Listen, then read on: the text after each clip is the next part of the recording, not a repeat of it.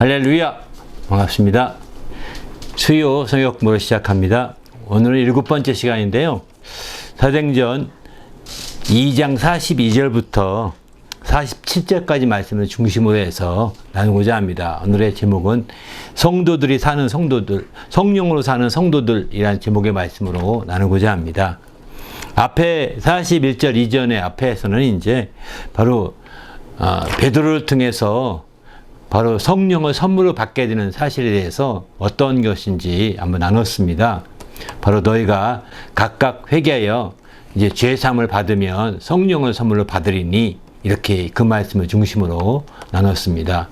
근데 그 약속은, 이것은 약속으로 주어진 것인데, 이것은 바로 너희와 너희 자녀들 뿐만 아니라 먼데 사람이라고 표현했거든요. 곧 얼마든지 예수 그리스도를 주라 부르는 자들에게 한 것이라고 이렇게 말했습니다. 바로 이런 약속의 말씀들을 따라서 우리가 이제 바로 성령을 받게 된 거죠. 그렇게 받았던 성도들이 이제 41절까지 쭉 이렇게 나오게 됩니다. 그들이 베드로를 통해 말씀을 들으면서 그들이 생각을 하기를, 이제 어찌하면 좋겠느냐 베드로에게 묻습니다. 이때 베드로가 40절에 보게 되면 이렇게 말합니다. 너희가 이 패역한 세대에서 구원을 받으라 하고 명합니다. 그래서 각각 회개하고 그들이 구원받게 돼서 그때부터 그들이 많은 자들이 이제 몰려들게 되죠. 그래서 이제 그 많은 자들이, 성도들이 초대교회 성도가 형성되게 된 겁니다. 그렇게 베드로의 어떤 설교를 통해서, 그 전도 사역을 통해서 초대교회 첫 그 사역이 펼쳐지게 된 거죠. 근데 그게 하루아침에 그날로 몇천 명이, 당시에 믿는 자 수가 3천이나 됐더라 이렇게 표현하니까 엄청난 거죠. 그들이 모여들면서 놀라운 역사가 펼쳐지는데, 어떻게 그들이 성령으로 살았느냐 하는 겁니다. 그래서 그들이 성령으로 이제 주의 말씀을 통해서, 베드로의 말씀을 통해서 성령으로 살게 되는데, 그들이 성령으로 산 모습이 어떤 모습인지 오늘은 살펴보고자 합니다. 42절부터 쭉 47절까지 보게 되면은, 42절에서 보면 사도들의 가르침을 받아서 서로 교제하고 떡을 떼며 오로지 기도하기에 힘쓰니라 이렇게 말하거든요. 사도들의 가르침을 바탕으로 했다는 것입니다. 바로 그들이 그저 막 기분으로 한 것이 아닙니다. 우리가 보통 성령 충만하게 되면 기분으로 하는 것 같이 오해하거든요. 기분이 아닙니다. 기분이 아니라 가르침을 바탕으로 해야 되는 거죠. 사도들의 가르침을 바탕으로 이제 바로 그들이 초대교회에서 이루어졌다는 것을 아주 중요해요. 우리 신앙에서 어떤 사람은 기분으로 해서 어떤 기분 좋아서 막 열심히 하고, 어떤 때는 기분 나빠서 간다고, 이런 사람도 있습니다. 이거 아닙니다. 하나님의 가르침, 말씀의 가르침을 따라서 바로 열심히 하도록 해야 되는 거고, 말씀을 따라서 가더라도 가야 되는 거예요. 어떤 사람은 정말 이제 그래서 교회에 옮길 때도 말씀을 따라 옮겨야 되는 겁니다. 또 이제 교회에 가더라도 말씀을 따라 가야 되는 겁니다. 그렇지 아니하고 그냥 어떻게 인간적인 관계로 가고, 인간적인 기분 나빠서 옮기고, 이거 다 인간적인 거고, 이렇게 행한 결과는 하나님이 분명하게 이 부분에 대해서만큼은 판단하실 것입니다. 그래서 우리는 함부로 쉽게 그냥 왔다 갔다 할 것이 아니라, 자기 감정에 뉘우쳐 다닐 것이 아니라 가르침을 따라 움직이시되 하나님 말씀을 따라 움직이세요. 가고 싶으면 하나님 말씀 주세요. 갈 겁니다. 또 이렇게 말씀 주세요. 내가 이쪽 교회 갈 겁니다. 말씀 주세요. 여기서 섬길 겁니다.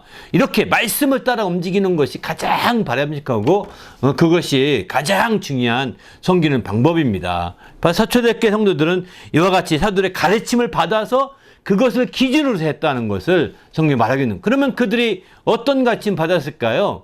그들이 가르침 받았던 것은 아마도 앞서서 이제 40절 이하의 앞에 말씀했던 것처럼, 너희가 바로 각각 회개하여 제사함 받으라. 그리하면 성령을 선물로 받으리니, 이 약속은 너희와 너희 자손에게만 한 것이 아니라 모든 먼데 사람, 곧 얼마든지 예수를 주라 부르는 모든 자들에게 한 것이다라고 이렇게 말씀하거든요. 바로 여기 먼데 사람이라는 것은, 그러니까 시간적으로는 21세기 사람에게도 한 거예요. 먼데가 21세기니까 시간적으로는. 공간적으로는 이제 저기 중동 지방이 아니라 이 캐나다에도 동일하게 적용될 수 있는 겁니다. 아시아뿐만 아니라 바로 이렇게 먼데 사람에게도 다 약속된 거라는 거예요. 이런 약속을 붙드시길 바랍니다. 그리고 지금 그 약속을 따라 기도한다면 당신도 성령 회개한다. 붙들고 회개하여 죄사함을 받으면 성령을 선물로 받을 수 있습니다. 할렐루야. 이런 놀라운 역사가 나타나기를 예수님의 이름으로 축원합니다. 할렐루야.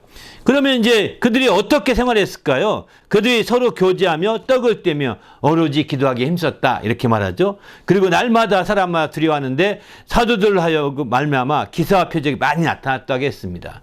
그리고 마침내 믿는 사람이 다 함께 있어서 물건을 서로 통용했다고 합니다. 또 재산이나 소유를 팔아서 각 사람의 필요를 따라 나눠주며 날마다 마음을 같하여 성전에 모이기를 힘쓰고 집에서 떡을 떼며 기쁨과 순전한 마음으로 음식을 먹고 또 하나님을 찬미하며 온 백성의 칭송을 받으니 주께서 구원받는 자의 사람을 날마다 더하게 하셨다 이렇게 말씀하고 있습니다. 그렇습니다. 이런 놀라운 역사가 정말 우리가 성령을 받은 성도들이 함께하는 모습이라고 볼 수 있는 거죠. 이거는 지금은 불가능해. 그때 당시나 그랬지. 지금도 진정으로 성령에 이끌림 받은 사람이라고 한다면, 성령에 이끌림 받은 사람들이 모여있는 성도요 교회라고 한다면 지금도 가능한 겁니다. 그게 저 2000년 전에 그 성령 받은 그들에게만 가능한 것이 아니라 지금도 21세기에 지금도 성령 받은 성도들이 모이면 능히 가능한 거죠. 우리도 주님 안에서 이와 같은 놀라운 주님의 축복을 누리는 성도가 되시기를 예수님의 이름으로 축원합니다. 할렐루야. 그래서 주님께서 정말 그 역사하심이 그저 형식적으로 이루어지지 않는다는 겁니다. 이런 말씀들을 다시 한번 여러분이 꼭 좀 보셨으면 좋겠습니다. 근데 오늘 같이 말씀 나누고자 하는 것은 사도들의 가르침 내용이 뭐냐 하는 것이죠. 이 사도의 가르침의 중심의 내용은 성령에 대한 것이었을 거예요. 왜? 앞서서 베드로의 설교 들어봤지 않습니까? 성령에 대한 내용이 중심이고 성령에 대한 내용을 가르치기 위해서 꼭 필요한 것이 뭐냐? 예수께서 부활하셨다는 사실입니다. 예수님이 부활했다는 사실을 강력하게 증언하게 되는 거죠. 그리고 마침내 부활하신 예수님이 승천하셔서 이 성령을 부어주신 것이다 라고 베드로는 강력하게 말씀했던, 이게 주진 내용입니다. 오늘날 교회에서 목사님들, 사도라고 하는 목사님들이 가르치는 내용이 어떤 내용입니까? 어떤 내용을 주로 가르치고 있습니까? 그 내용에 주는 초대교회와 같이 주님이 부활하셨다. 정말 저들이 너희가 죽었지만, 너희가 죽이는데 동참했지만 주님은 마침내 죽으셨다가 부활하셨다. 그리고 하나님이 지극히 높이셔서 마침내 드디어는 우리에게 바로 보고 들을 수 있도록 성령을 부어주신 것이다 라고 강력하게 증언하는 내용이 핵심적인 내용이 되어야 되는 거죠. 그런 내용을 쏙 빼놓고 윤리적인 얘기, 도덕적인 얘기를 한다면, 또 대인관계적인 얘기로 끝나버린다고 한다면 이건 세상의 종교나 다름이 없는 거죠. 세상의 종교와 무슨 차이가 있습니까? 우리는 바로 이제 사도들의 가르침처럼 오늘날 우리가 증거하는 설교 내용이, 가르치는 성경 공부 내용이 이와 같이 주님의 부활과 또 이제 주님의 놀라운 성령을 부어주심에 대해서 집중적인 가르침이 되기를 부탁드립니다. 그런 가르침을 여러분 받으셔야 됩니다. 그런 가르침이 중심에 안 서기 때문에 여러분이 자기의 재산을 팔아서, 자기의 재물을 팔아서 나눠주고 싶은 생각이 없는 겁니다. 그렇게 주님을 뜨겁게 체험하고, 그렇게 성령을 뜨겁게 경험하고, 하나님이 살아계심을 뜨겁게 우리가 정말 체험하지 않기 때문에 하나님 말씀대로 함께 나누고 섬기는 것이 그저 정말 사라져버리고 마는 겁니다. 그리고 더 이기적이고 더 개인주의적이고 자기 것만 챙기려는 그런 상황이 된 것은 다 무엇일까요? 그것 때문인 거라고요. 아무리 사랑을 100번 외쳐도 안 됩니다. 사랑을 외친다고 해서 되지 않습니다. 정말 우리가 성령 충만하면 엄청난 역사가 나타납니다. 자기 소유를 다 팔아서 나누어 주신 사람이 많이 나올 수밖에 없을 것입니다. 왜? 당시에 그렇게 했었으니까요. 우리는 그게 자기 소유를 팔아 나눠주는 것이 목적은 아닙니다. 하지만 성령에 이끌림 받고 성령의 사람이 된다면 얼마든지 그럴 수도 있다는 것을 성경은 가르쳐주고 있는 거죠.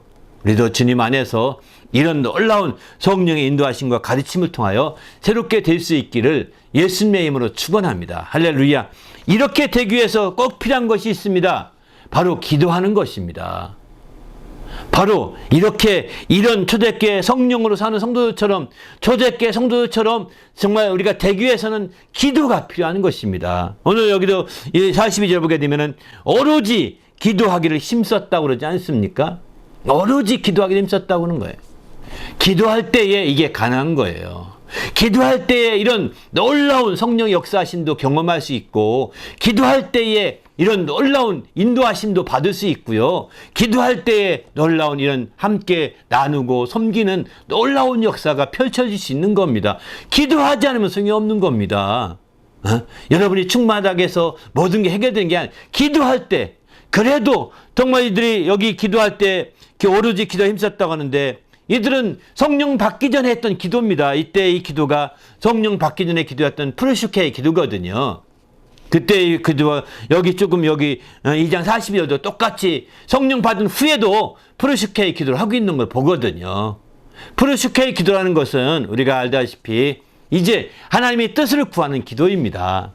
하나님의 뜻대로 되기를 간절히 구하는 기도입니다. 내 뜻대로가 아닙니다. 하나님의 뜻을 위해서 내가 드려지고, 하나님 뜻 때문에 내가 헌신하겠습니다. 하나님의 뜻이라면 내가 죽어지겠습니다. 라고 하는 기도예요. 그런데 이 프로시케의 기도를 성령 받기 위해서 그들이 회개하면서 이렇게 기도했던 거죠. 성령을 기다리면서. 열흘 동안 기도했을 때 드디어 오순절날에 성령이 임하지 않습니까? 그리고 마침내 성령을 받았습니다. 오순절에. 그리고 나서 그들이 이제 초대교회 생활을 하면서 또 똑같은 프로시케의 기도를 통해서 자기를 드리는 거예요. 자기 몸을 드리고 헌신하는 겁니다. 자기 몸을 드리고 헌신하다 보니까 자기 재물이 무슨 의미가 있겠어요? 그러니까 재산도 팔고 뭐 팔 수도 있는 거죠. 그것이 별 가치가 없다고 생각하는 자들은 자기 몸을 드리는 대신에 그렇게 드리고자 했던 것입니다. 그런 자들이 모여서 정말 함께 모여서 먹고 나누며 교제하며 통용했던 것을 오늘 본문은 얘기하고 있는 거죠. 이게 다 기도할 때 벌어지는 일들입니다. 기도 않고는 이게 이루어질 수 없는 거예요. 어떤 기도냐? 그저 내 이익이나 챙기고 재물이나 챙기고 또 내 명예나 챙기고 내 개인적인 육신의 유익만 챙기는 그런 기도가 아닙니다. 그런 기도는 정말 대시스의 기도라고 하는데, 이런 대시스의 기도는 이방인들이 구하는 기도입니다. 이방인들이 구하는 기도를 하지 말라고 그러잖아요, 예수님께서. 그리고 우리에게 가르쳐준 기도가 있죠. 주기도문을 가르치지 않습니까? 마태복음 6장에 보면 그 기도가 바로 대시스의 기도 아니에요. 그 기도는요. 그 기도는 바로 프로시케의 기도입니다. 프로시케의 기도의 전형적인 내용입니다. 그래서 초대교회 성도들이 어떤 기도했을까 한번 나중에 또 나눌 수 있는 기회가 있겠지만, 주기도문의 기도 내용이 중심이었을 것입니다. 뜻이 하늘에서 이루어진 것 땅에서 이루어지기 원합니다. 나라가 임하기 원합니다. 하나님 나라가 성취되기 원합니다. 뭐 이런 기도했을 거예요. 이름이 거룩히 여김 받길 원합니다. 주의 이름이 거룩히 여김 받으시옵소서. 막 간절히 기도했을 것입니다. 이를 위해서 일용할 양식밖에 난 필요 없습니다 하면서 기도했을 것입니다.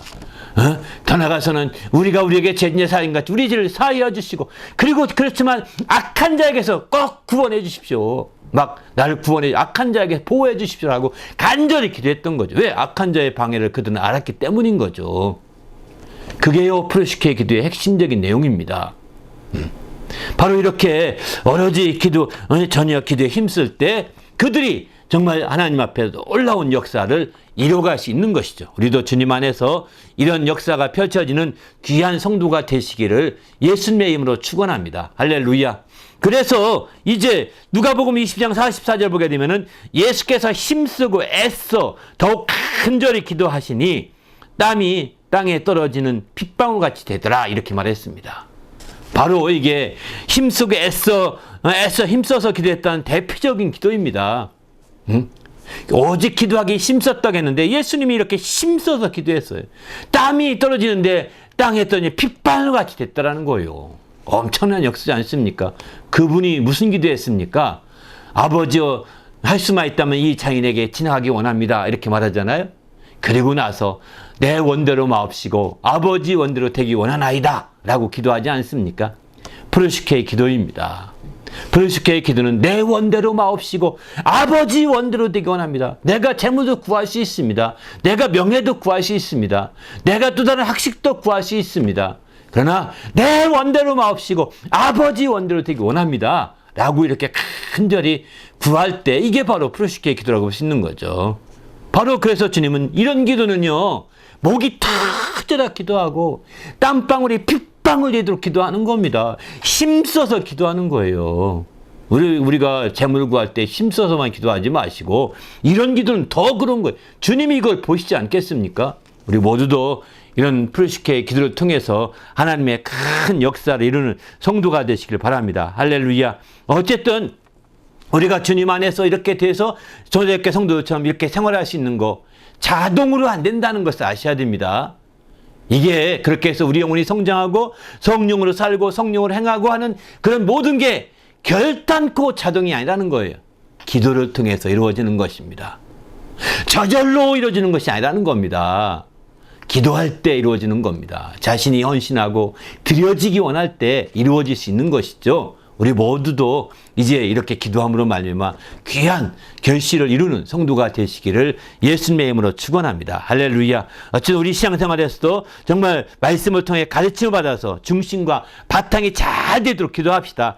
성령으로 살고 주 안에서 정말 칭송받으시는 자가 되어야 되지 않겠습니까? 이렇게 되도록 기도합시다. 성령으로 살고 성령으로 행하되 이제 하나님이 뜻대로 살 수 있도록 기도합시다. 이런 프로스케의 기도하는 자가 될 수 있도록 기도합시다. 이렇게 기도해서 정말 결실을 이루는 성도가 되시기를 예수님의 이름으로 축원합니다. 할렐루야. 기도하겠습니다.